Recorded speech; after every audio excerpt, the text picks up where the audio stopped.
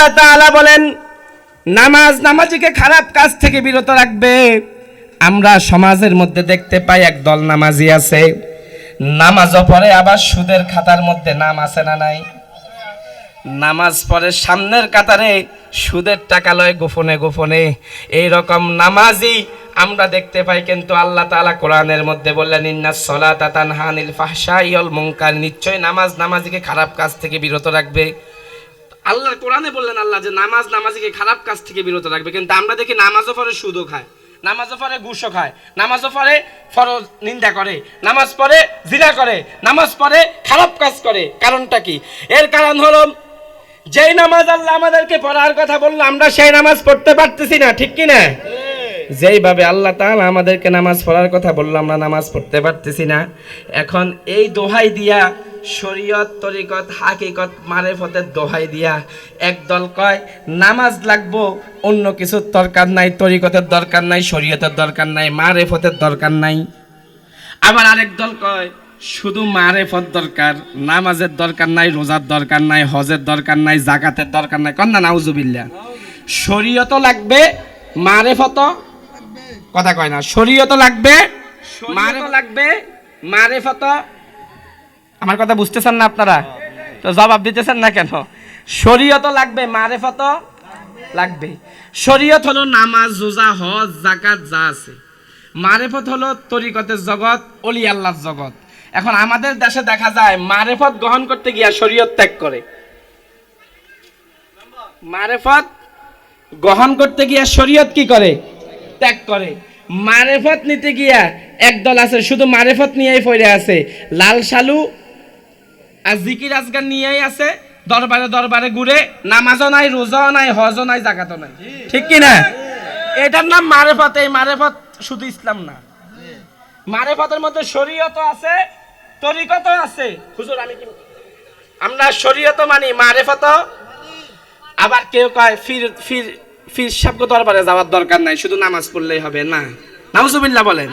ওলি আল্লাহর দামান ছাড়া এই বাংলার জমিনে যেমনি ভাবে ইসলাম আসে নাই, ঠিক তেমনি ভাবে আউলিয়া কেরামের সোহবত ছাড়া সারা জীবন দৌড়াইতে পারবা, সিরাতুল মুস্তাকিমের পথ খুঁজে পাবা।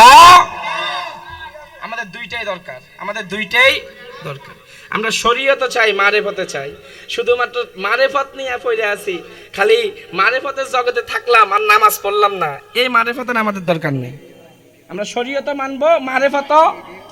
আউলিয়ায়ে কেরাম যারা ছিলেন বলেন, ওলিরা কি বলছেন তোমরা নামাজ পড়িও না? কোন ওলি বলছেন এই কথা? কোন আউলিয়ায়ে কেরাম বলছেন এই কথা? কেউ বলতে পারবে যে তোমরা নামাজ পড়িও না?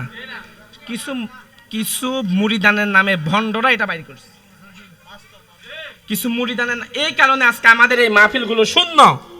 এই মাহফিল আউলিয়ায়ে কেরামের মাহফিল, কানায় কানায় মানুষ ভরপুর থাকার কথা, মানুষ নাই। কারণ মানুষ মনে করে এখন সুন্নিয়ত হয়ে গেছে ভণ্ডামি, মানুষ মনে করে এখন সুন্নিয়ত হয়ে গেছে অন্য জগতের কিছু। কিন্তু না, আমরা সুন্নিয়তের মধ্যে আমরা শরীয়ত মানবো, মারেফত মানবো, আমরা আউলিয়ায়ে কেরামের দামানও ধরবো, আমরা 5 ওয়াক্ত নামাজও পড়বো ইনশাআল্লাহ। প্যারে হাজিরিন, আল্লাহ তাআলা বলেন এই জগতের মধ্যে সকাল থেকে সন্ধ্যা পর্যন্ত, আবার সন্ধ্যা থেকে সকাল পর্যন্ত, সারা দিন রাত 24 ঘন্টার মধ্যে আমি আল্লাহ তাআলার অসংখ্য নিয়ামত পাওয়ার পরেও তোমরা আমি আল্লাহর দরবারে 5 ওয়াক্ত নামাজে আমি আল্লাহ ডাকলাম, তুমি আসলা না। বান্দারা, তোমার মা যদি তুমি একদিন তোমার মাকে মা বলে না ডাক দাও, তোমার মা তোমার সাথে রাগ করে। বান্দা আমার, যদি বাবার সাথে একটু বেয়াদবি করো, বাবা তোমার সাথে কথা বলে না। আমাদের সমাজের মধ্যে এমন অপদার্থ দেখা যায়, মা বাবার সাথে কথা বলে না বছরের পর বছর, ঠিক কি না? মা বাপের সাথে কথা বলে না বছরের পর বছর। এরকম নালায়েক নাফরমান আছে না নাই? বিশেষ করে শহর এলাকাগুলোর মধ্যে বাসা ভাড়া নিয়া রমণীরে নিয়া ফ্ল্যাটের মধ্যে থাকে, বাড়ির মধ্যে মা দুঃখিনী পচ্চা মরে, একটাবার খবর পর্যন্ত দেয় না। এই কথা বলেন ঠিক না বেঠি? বন্ধুরা আমার, সেদিকে যাচ্ছিলাম। আল্লাহ পাক রব্বুল আলামিন বললেন, দিন রাত ভরে তুমি আল্লাহ তাআলার নিয়ামত পাওয়ার পরে আমি আল্লাহর কাছে যখন 5 ওয়াক্ত নামাজের সময় একটু আসতে পারলা না, এরপরেও আমি আল্লাহ তোমার নিঃশ্বাস বন্ধ করে দেই নাই, এরপরেও আমি আল্লাহ তোমার পানি বন্ধ করে দেই নাই, এরপরে আমি আল্লাহ তাআলা তোমার কাছ থেকে কোনো কিছু বন্ধ করে দেই নাই। বন্ধুরা আমার, গভীর মনোযোগ, অন্তরের কান দিয়া খেয়াল করেন। আমরা যদি দুনিয়ার স্বার্থে কোনো মানুষের কাছে কোনো কিছু চাইতে যাই, দুনিয়ার স্বার্থে কোনো মানুষের কাছে যদি তার স্বার্থের বিপরীতে আঘাত লাগে, পাশের দেশের বন্ধুও আমাদের বিরুদ্ধে যাইতে সময় লাগে না। কথা বলেন ঠিক না বেঠিক? কিন্তু আল্লাহ পাক রব্বুল আলামিন বলেন, আমি আল্লাহ আজিম, এমন আজিম, এত আমার সাথে এত নাফরমানি করার পরে, এত নিয়ামত পাওয়ার পরেও যখন তুমি আমার বিরুদ্ধে চলে গেলা, আমি আল্লাহ এর পরেও তুমি বান্দার জন্য খানার ব্যবস্থা রাখছি, রং বিরঙের ইফতারের ব্যবস্থা রাখছি। আমি আল্লাহ তাআলা তোমার জন্য অসংখ্য অগণিত নিয়ামত রাজির ব্যবস্থা রাখছে কি রাখে নাই?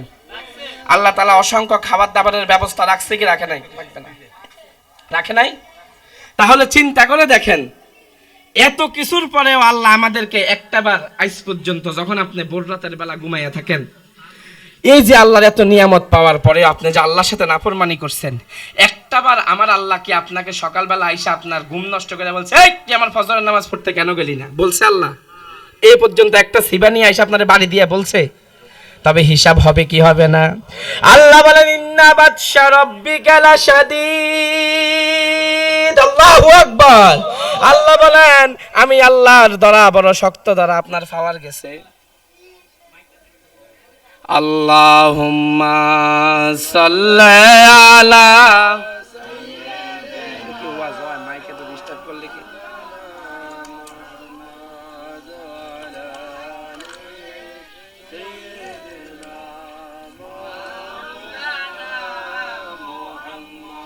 বন্ধুরা আমার, ঠিক আছে, আল্লাহ পাক রব্বুল আলামিন এত কিছুর পরেও এমন আজিম, আল্লাহ বলেন পৃথিবীর সমস্ত ভালোবাসাকে আমি আল্লাহ 100 ভাগে ভাগ করছি। কত ভাগে? 100 ভাগে ভাগ করছি। 100 ভাগে ভাগ করার পরে 1 ভাগ ভালোবাসা আমি আল্লাহ জাররা জাররা, এই যে আল্লাহ তাআলা 100 ভাগে ভালোবাসাকে ভাগ করে 1 ভাগ ভালোবাসাকে আল্লাহ তাআলা জাররা জাররা জাররা জাররা করে পৃথিবীর যত সৃষ্টি আছে সব মাখলুকাতের মধ্যে আল্লাহ ভাগ করে দিয়েছে। কন্যা সুবহানাল্লাহ। 1 ভাগ ভালোবাসা আল্লাহ জাররা জাররা করে সকলের মাঝে দিলেন। 1 ভাগ ভালোবাসার পাওয়ার কম না বেশি? কেমন বেশি চিন্তা করে দেখেন। আজকে 1 ভাগ ভালোবাসার জন্য যুবক যুবতীর জন্য জীবন দেয়, দেয় কি দেয় না? 1 ভাগ ভালোবাসার জন্য মা সন্তানের জন্য গাড়ির নিচে ঝাঁপ দিতে যায়। 1 ভাগ ভালোবাসার জন্য ছোট্ট পাখির ছানা নিজের জীবন যাবে জেনেও পাখির বাচ্চার চারপাশে ঘুরপাক খায়। 1 ভাগ ভালোবাসার বিনিময়ে মুরগি ছিলের সাথে ঝাঁপ দিয়া যুদ্ধে জিতবে না যেন ছিলের সাথে বাচ্চা রক্ষা করার জন্য 1 ভাগ ভালোবাসার বিনিময়ে যুদ্ধ করে। প্রিয় হাজিরিন, আল্লাহ বলেন, আমি তো ওই আল্লাহ যে আল্লাহ তোমাকে এর চাইতে কোটি কোটি গুণ বেশি ভালোবাসি। জাররা পরিমাণ ভালোবাসার বিনিময়ে যদি আমি আল্লাহ এইভাবে দিতে পারি, এইভাবে দুনিয়ার মানুষ জাররা পরিমাণ ভালোবাসার বিনিময়ে যদি জীবন দিয়ে দিতে পারে, বান্দারে আমি তোকে এমন ভালোবাসি, আমি তো আল্লাহ আজিম, ওই আজিম অসংখ্য গুনাহ করে নিশিরাতে যদি আমি আল্লাহর দরবারে এসে তাহাজ্জুদের নামাজে সিজদায় অবনত হয়ে 2 ফোঁটা চোখের পানি ফেলে দিতে পারিস, বান্দা আমি আল্লাহ রহমানুর রহিম তোর ওই 2 ফোঁটা চোখের পানির বিনিময়ে তোর গোটা জিন্দেগীর জীবনের গুনাহ ক্ষমা করে দিব। কন্যা সুবহানাল্লাহ। ওই আজিম আল্লাহ। তাহলে আল্লাহ কোরআনে পাকের মধ্যে 1 নাম্বার আজিম বলেন, আল্লাহ বলেন আমি নিজে আজিম। 2 নাম্বার, মনে আছে আপনাদের ওয়াজ, আল্লাহ কয়টা জিনিসকে আজিম বলছেন? 4টা জিনিসকে আজিম বলছেন। 1 নাম্বার আল্লাহ বলেন আমি নিজে আজিম। আল্লাহ নবীজির শান কিসের সাথে তুলনা করে দেখেন। 2 নম্বরে আল্লাহ জাল্লা শানুহু বলেন, আমি আল্লাহ তাআলা যে কোরআনে পাক নাজিল করেছি, আমি আল্লাহ নাজিলকৃত কোরআনটা হলো আজিম। সুবহানাল্লাহ বলেন। বলেন তো কোরআন আজিম, এতে কারো কোনো সন্দেহ আসেনি? কোরআন যে আজিম এতে কারো সন্দেহ আছে? পৃথিবীর মধ্যে বন্ধুরা আমার যত বড় বড় সৃষ্টি দেখেন, নাসা থেকে শুরু করে বহির বিশ্বের মধ্যে যত বড় বড় বিজ্ঞানীরা আছে, সমস্ত বিজ্ঞানীদের প্রথম সবক হলো আল কোরআন। সুবহানাল্লাহ বলেন। প্রথম সবক হলো আল কোরআন। আমরা দেখতে পাই কোরআন রিসার্চ করে করে আজকে মানুষ চাঁদের দেশে যাচ্ছে। কি রিসার্চ করে? কোরআন রিসার্চ করে। বলবেন হুজুর প্রমাণ কি? আল্লাহ পাক রব্বুল আলামিন সূরাতুল বনী ইসরাঈলের 1 নম্বর আয়াতের মধ্যে বলেন, সুবহানাল্লাযী আসরা বিআবদিহি লাইলাম মিনাল মাসজিদিল হারামি ইলাল মাসজিদিল আকসা। জোরে সরে বলেন সুবহানাল্লাহ। 1400 বছর আগে আল্লাহ তাআলা কোরআনের মধ্যে বলে দিলেন, আমার হাবিব আজকে রাতের মধ্যে এমন একটা রাত, পবিত্র রজব মাসের 26 তারিখ দিবাগত রাতের মধ্যে মসজিদে হারাম থেকে বাইতুল মুকাদ্দাস থেকে 7 আসমান নূরের অসংখ্য অগণিত পর্দা পাড়ি দিয়া আল্লাহ তাআলার দিদার লাভ করে আল্লাহ তাআলার হাবিব মহাকাশের চাইতো অসংখ্য অগণিত গুণ দূরে গিয়া আল্লাহর দিদার লাভ করে দুনিয়ায় ফিরে আসছে। কন্যা সুবহানাল্লাহ। পলকের মধ্যে, কিসের মধ্যে? ফলকের মধ্যে।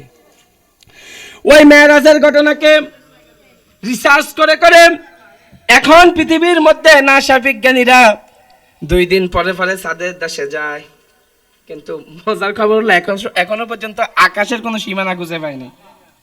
এখনো পর্যন্ত আকাশের কোনো সীমানা খুঁজে পায় নাই। নাসার বিজ্ঞানীরা, পৃথিবীর বড় বড় বিজ্ঞানীরা যে এই যত আবিষ্কার দেখতেছেন সমস্ত আবিষ্কারগুলো করে কোরআন শরীফ রিসার্চ করে করে।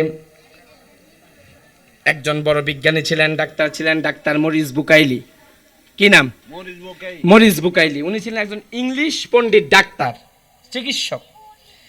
তিনি বলেন, তারা চ্যালেঞ্জ করে কোরআনে কোনো ভুল নাই, কোরআনে কোনো ভুল নাই। কোরআনের প্রথম দিকে আল্লাহ বলছেন জালিকাল কিতাবুল লা রাইবা ফি, এটা এমন একটা কিতাব যে কিতাবের মধ্যে যাররা পরিমাণ কোনো ভুলের সন্দেহের অবকাশও নাই। তখন মরিস বুকাইলি বললেন, পৃথিবীতে কোনো বই নাই যে বইয়ের মধ্যে ভুল নাই, এটা এমন কি বই যেটার মধ্যে ভুল নাই, আমি এই বইটা পড়ব। মরিস বুকাইলি এই কথা চিন্তা করতে করতে বলেন তো, কোরআন শরীফ কোন ভাষায় লেখা? মরিস বুকাইলি হলো ইংলিশ, সে একজন ইউরোপীয় নাগরিক, পশ্চিমার নাগরিক, একজন দার্শনিক। সে এখন চিন্তা করতেছে আরবি ভাষার কোরআন পড়তে হলে তো আমাকে আরবি জানতে হবে, তাই আমি আরবি ভাষা শিখতে হবে। সে চলে আসলাম মিডল ইস্টের মধ্যে, আরব দেশের শায়েখদের কাছে সে আরবি ভাষা শিখলো। মরিস বুকাইলি একবার নয়, 2 বার নয়, পড়তে পড়তে মরিস বুকাইলি কোরআন শরীফ পড়তে পড়তে 4 বার পর্যন্ত খতম দিয়ে দিয়েছে। কন্যা সুবহানাল্লাহ। 4 বার পর্যন্ত খতম দেওয়ার পরে মরিস বুকাইলি এবার পড়তে পড়তে শায়েখদের কাছে বলতে বাধ্য হলো, হুজুর, পৃথিবীর মধ্যে এমন অসংখ্য কিতাব দেখেছি, সবাই লিখেছেন কিতাবের মধ্যে ভুল আছে, কিন্তু আল্লাহ তাআলা যে আজিম কিতাব লিখেছেন, আল্লাহ তাআলা যে কিতাব সম্পর্কে চ্যালেঞ্জ ছুড়ে দিলেন, জালিকাল কিতাবুল লা রাইবা ফি, এটা এমন কিতাব, আমি এই কিতাবের ভুল ধরতে গিয়া 1 বার নয়, 2 বার নয়, 3 বার নয়, 4 বার পড়েছি। হুজুর, বিসমিল্লাহর বা থেকে মিনাল জিন্নাতি ওয়ান নাসের সিন পর্যন্ত অসংখ্যবার পড়তে পড়তে কোরআনের এমন প্রেমিক আমি হয়ে গেলাম। আমি তো কোরআন মাজিদের মধ্যে কোনো ভুল খুঁজে পাই নাই, বরং কোরআন মাজিদ এর এমন প্রেমিক আমি হয়ে গেছি। আপনি এখন আমাকে পড়াইয়া দেন, লা ইলাহা ইল্লাল্লাহু মুহাম্মাদুর রাসূলুল্লাহ সাল্লাল্লাহু আলাইহি ওয়াসাল্লাম। মরিস বুকাইলি এই কোরআনের ভুল ধরতে গিয়ে সে নিজে মুসলমান হয়ে গেছে। কন্যা সুবহানাল্লাহ। প্রিয় হাজিরিন, তাহলে এই কোরআনকে আল্লাহ তাআলা আজিম বলছেন। সময় দিয়ে দিয়েছেন, আমি অবশ্যই সময়ের মধ্যে আলোচনা শেষ করব ইনশাআল্লাহ। প্রিয় হাজিরিন, তাহলে আল্লাহ তাআলা 4টা জিনিসকে আজিম বললেন। 1 নম্বরে আল্লাহ তাআলা আজিম বলছেন, আল্লাহ নিজে আজিম। 2 নম্বরে আল্লাহ তাআলা আজিম বলেছেন, আল্লাহর কোরআন আজিম। 3 নম্বর আল্লাহ বলেন, আমি আল্লাহ যে আরশের মধ্যে থাকি, আমি আল্লাহর আরশটা আজিম। কন্যা সুবহানাল্লাহ। প্রিয় হাজিরিন, আল্লাহ তাআলা 4টা জিনিসকে আজিম বললেন। এর মধ্যে আল্লাহ বলেন, 1 নম্বর আমি আল্লাহ আজিম, 2 নম্বর হলো আমার কোরআন আজিম, 3 নম্বর হলো আমি আল্লাহ যে আরশের মধ্যে থাকি, আমার আরশটা আজিম। কন্যা সুবহানাল্লাহ। আলোচনা আপনাদের কাছে কেমন লাগতেছে আমি জানি না, যদিও পরিবেশটা অন্যরকম। প্রিয় হাজিরিন, আল্লাহ পাক রব্বুল আলামিন 1 নম্বরে বললেন আমি আল্লাহ আজিম, 2 নম্বরে বললেন আমি আল্লাহর কোরআন আজিম, 3 নম্বরে আল্লাহ তাআলা এবার বলতেছেন আমার আরশটা আজিম। আরশটা কত বড় একটু শুনেন, সংক্ষেপে বলি। আমাদের মাথার উপরে একটা আসমান দেখেননি আপনারা? হ্যাঁ, এইটার বলে এখন পর্যন্ত আগাগোড়া কেউ খুঁজে পায় নাই। এবার কত বড় এটা চিন্তা করেন। আল্লাহর হাবিব হাদিসে মুবারাকার মধ্যে বলেন, প্রথম যে আসমানটা দেখতে পাও, এই প্রথম আসমান দ্বিতীয় আসমানের কাছে একটা রিং এর মতো। সুবহানাল্লাহ বলেন। এই দুনিয়ার মধ্যে আপনার হাতের একটা আঙ্গুলের একটা আংটি রাখলে যতটুকু জায়গা দখল করবে, প্রথম আসমান দ্বিতীয় আসমানের উপর রাখলে ততটুকু জায়গা দখল করবে। সুবহানাল্লাহ। তাহলে প্রথম আসমান বড় না দ্বিতীয় আসমান বড়? দ্বিতীয় আসমান বড়। এ কথা কন না। প্রথম আসমান বড় না দ্বিতীয় আসমান বড়? দ্বিতীয়। দ্বিতীয় আসমান তৃতীয় আসমানের উপর রাখলে আবার ততটুকু, অনুমান তৃতীয় আসমান আবার চতুর্থ